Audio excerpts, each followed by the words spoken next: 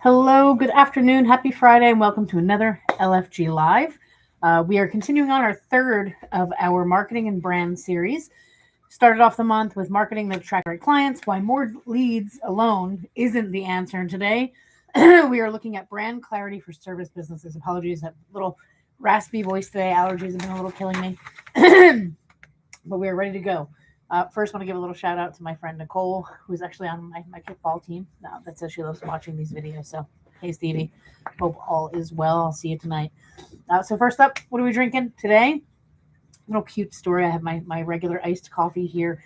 But the fun thing about this iced coffee is my daughter Samaria, my 19-year-old, just recently started working at Starbucks, and I guess once a week they can bring home some coffee. So she was super excited. Brought home some whole coffee beans for me, and I was able to make this iced coffee. So when she saw me pouring it out of the fridge, she got a little excited, got a little happy that her mom is enjoying the coffee she gets to have from work. So I'm excited for some coffee. She's excited I'm drinking it, and overall, it's always just such a sweet moment when I get to bond with my kiddos. So let's roll. Let's get into it. Let's talk about what most people mean when they say they need to work on their brand. What do you think when you think of brand? Usually, that means they maybe want a new logo. Maybe they want to update their colors. Maybe they want to refresh their website. Maybe they want to make it something that looks a little more professional, do some updating on their social media. And those things matter. Those things are important. That is absolutely important things to have, a brand image and all that. But they're not your brand. Your brand isn't only what you look like. Your brand is what people think of when they think of you. So it's not just this. And certainly, does this go into it? Yeah, right. If you have a sloppy brand or no logo at all, that's what are they going to think of you? That kind of goes into that overall image. If they log onto your website, it just looks crappy or doesn't work, or the contact us form doesn't get anywhere. Of course, it's going to be part of that overall image, but what we look like isn't the only part of our brand. So what is our brand? What am I talking about today? If it's not just logos and colors, and it's what people think of when they think of you. It's the feeling somebody gets when they get to your website. They read the proposal that you sent over to them. Is it professional? Is it unprofessional? Does it look kind of sloppy? Is it an image of a handwritten, quote, which I'm not saying is always terrible, but we want to up our game a little bit. That's how the client's going to feel about that. What do they think of you when they get on a call with somebody on your team, or they receive the work, your output? That's the brand. And for service business especially, which is a large component of my client base, where you're selling something that isn't truly visible until after the client buys it, right? If I'm selling this pen, sell me this pen. I just watched Wolf of Wall Street the other day. Sell me this pen. That's different, right? They get to see the pen before they buy it, and they get to think about what is the value of this pen to me before they get it. With our service industries, if you are doing pavers, certainly you can show them examples of things that you've done before. If you're doing landscaping, you can show them examples, but they're not physically seeing what you are selling them until after it's done. HVAC, they're doing repairs. They're putting in a new HVAC unit. Nobody cares about a picture of what an HVAC unit looks like, although we appreciate them this time of year. What they're buying is your brand and how you make them feel.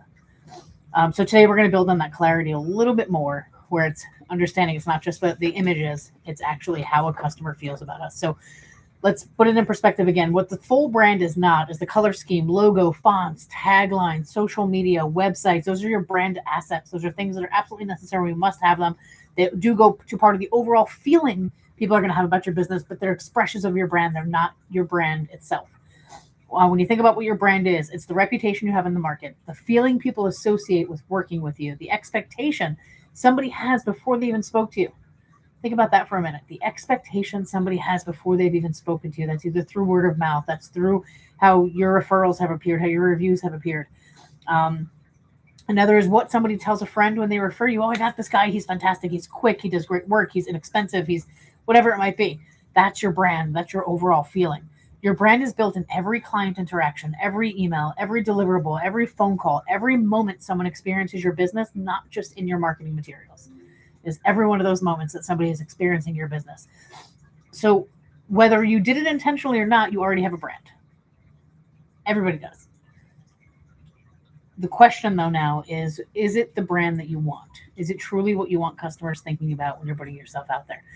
So think about some of the industry giants out there and what their brand is. Think of Apple.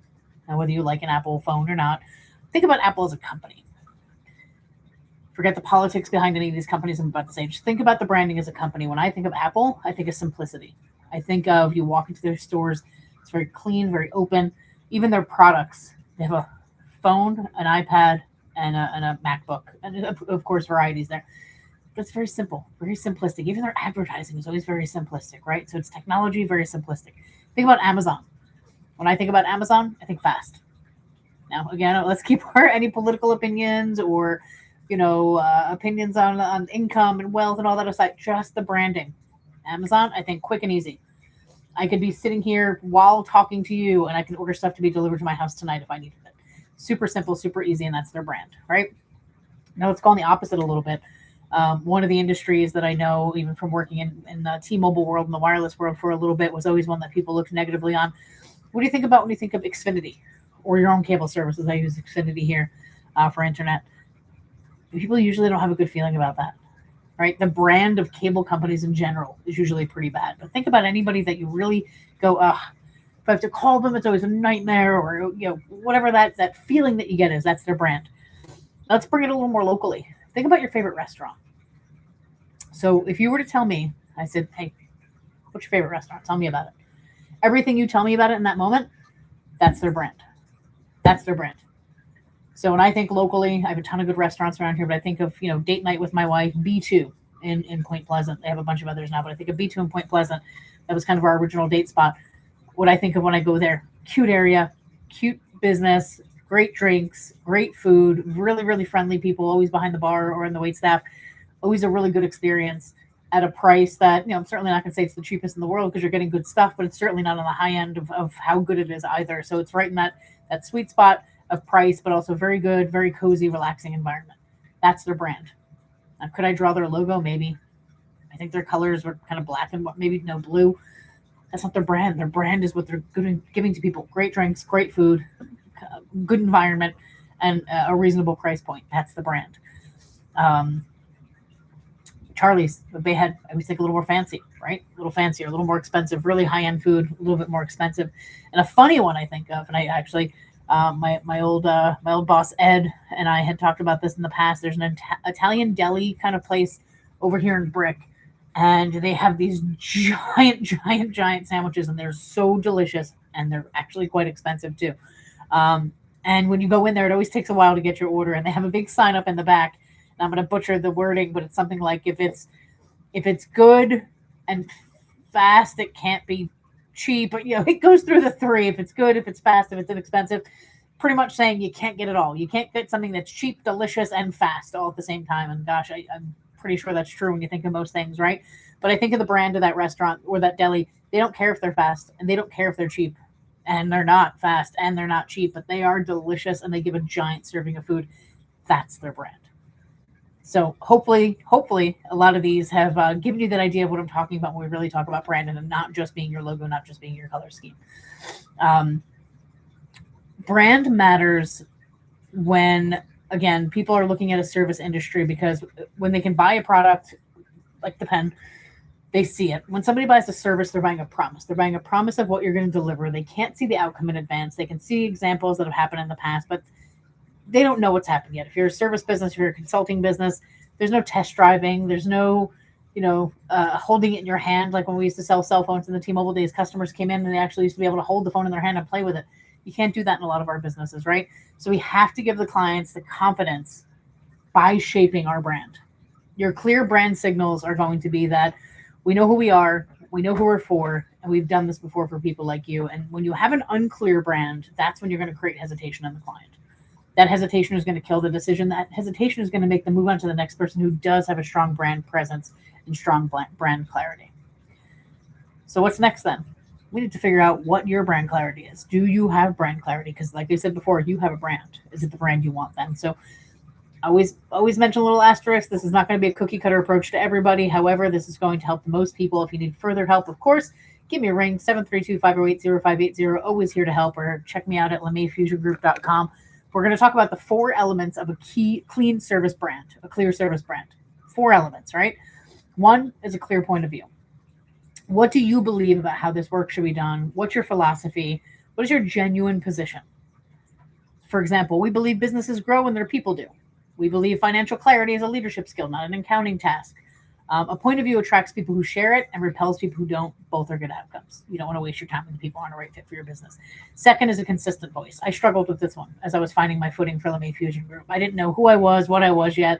My brand was awful. Even good friends of mine who would ask me, what do you actually do there? I'm like, I don't freaking know. There's so many things that we do here. But because I was doing so many things, I didn't have a consistent brand voice. That was a detriment to me. That was a hurdle I had to overcome. And I did do some revamping of our internal processes to focus on people, process, and profit versus all the other things that I had done before. But number two, having a consistent voice. How you communicate should feel like the same person wrote it, whether it's your website proposals, your emails, your social content. Where again, my social content was all over the place because I didn't really know what direction I was going. Your voice isn't about being just formal or informal. It's about being consistent, who you are, what you're doing. Third, a signature client experience.